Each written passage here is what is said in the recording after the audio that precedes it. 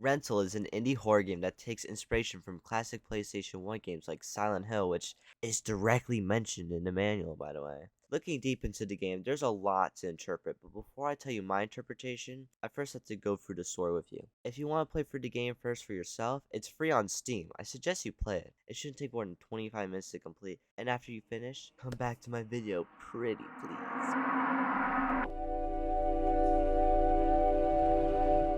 Rental stars Umi, a rabbit girl whose family is renting out a house for a vacation.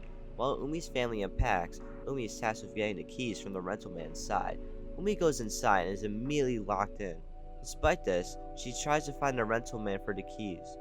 Once she finds the rental man, she discovers he's been trapped in here for weeks or months. He doesn't even know how long he's been stranded for. The rental man is void of hope, urging Umi to give up on even the idea of seeing her parents again. But the rental man switches up immediately and suddenly has a solution. He states she has to perform an exorcism and that it has to be her, even though she has no idea how to even do one.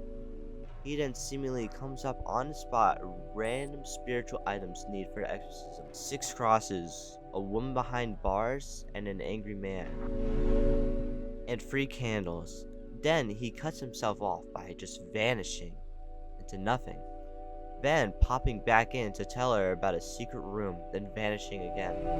This shows that he could just appear and disappear at will, which raises some questions, like why can't he just teleport out? Or what else is he hiding? Anyways, Umi collects all the artifacts along the way, spotting multiple pictures of religious figures, but not recognizing them in the slightest, such as calling Jesus an angry man or younger Jesus ugly. Another thing, there's a floating table.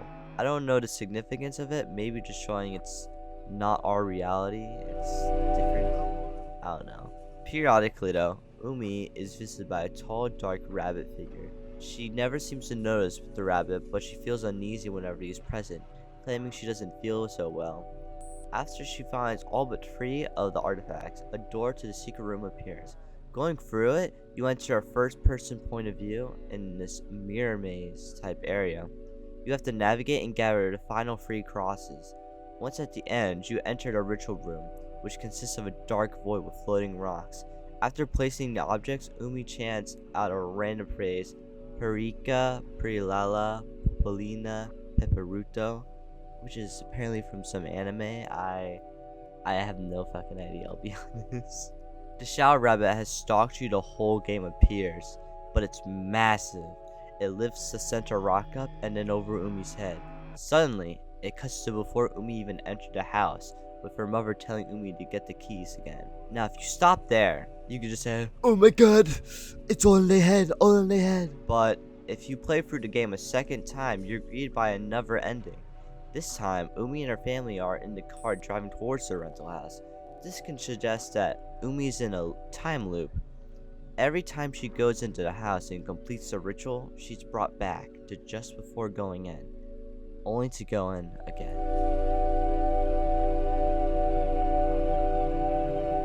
If you choose to buy the $3 support DLC, you're given access to a huge amount of lore that's not in the game. You're given this game manual like PDF. The first page of the manual is a warning about what happened here, what happened in October. It's signed with VR, so I'm just going to assume the whole thing's written by VR. The next page has newspaper clippings talking about a group of friends who share the same name as the developers of Rental, Lonely House, who stayed at a beach to create a horror game, that horror game being Rental. It also states that what happened during the development time there remains shrouded in mystery. The next page talks about ritual artifacts around the house, the same artifacts as the one Umi has to collect, proven by the paintings of a woman behind bars shown in the manual. The house also is supernatural. It talks about forever burning candles, and on the next page, when they played Silent Hill on the television, they could hear the audio from it despite not having any audio devices connected. Continuing on the next page, a suited man claims to the development team that their game must be about the rental house they're staying in, without further explanation to why and what will happen if they don't, only claiming it desires. In Rental, the rental man shares many similarities to the suited man. They both have a suit, they both explain things just quite not enough, and they both seem to know more than what they're willing to say. Next page, VA continues on about the paranormal qualities of the house. Instead of being anxious and fearful though, he seems intrigued and curious. The rest of the development team don't seem to share the same interest. Instead, gradually ignoring VA more and more until the point when the game was finished, they acted like they couldn't even see him at all. Maybe they weren't acting though. Maybe they really couldn't see him. It's like the more and more VA discovers about the house, the more he disconnects from everyone's reality.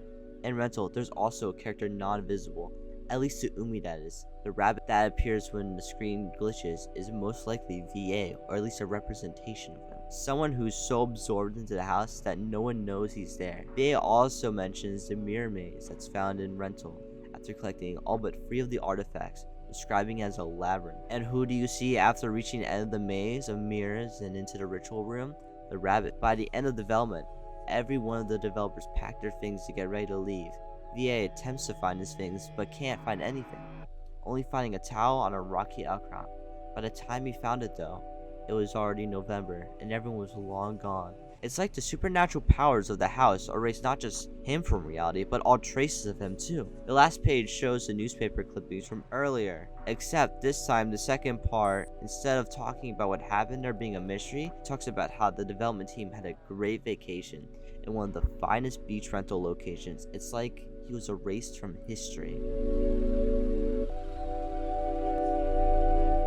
When all's said and done, Rental isn't just a cutesy PlayStation 1 inspired 30-minute horror game about a bunny collecting artifacts. Well, it is, but if you look deeper into it, it's a game about not being seen. VA wasn't seen by his colleagues when the house is gradually pulling away from reality. Shadow Rabbit figure who no one could see or even knew exists except the player, not even Umi. And even Umi herself. Each cycle she goes through getting trapped inside the house to the pointless ritual always cuts back to her family who act like nothing happened. And to them, nothing did happen. The only person aware is the rental man and the student man. Even if they don't know fully what happened, they know the house is supernatural, and I believe their intentions aren't entirely just. This video isn't a straight answer about the lore, by the way, rather just me explaining the entire story and my interpretation. I want you guys to question what's really going on in this game too. I'd love to hear your guys' interpretations too in the comments, and for y'all to call me out if I miss anything, which I probably did because it's my first time really doing this deep of a dive into something like this. Thank you guys for watching. I doubt more than like 5 people tops got to the end of this video, but I found it really fun trying to do a deep dive and trying to understand lore for myself instead of having MatPat tell me. Not all my videos are gonna be this serious. I'm still trying to make goofy stuff like Goku versus Dead by Daylight. I'm just finding my niche, and I'm having a really fun time just discussing video games, whether, like I said before, it's silly or a serious discussion. Well, anyways, subscribe please, pretty please.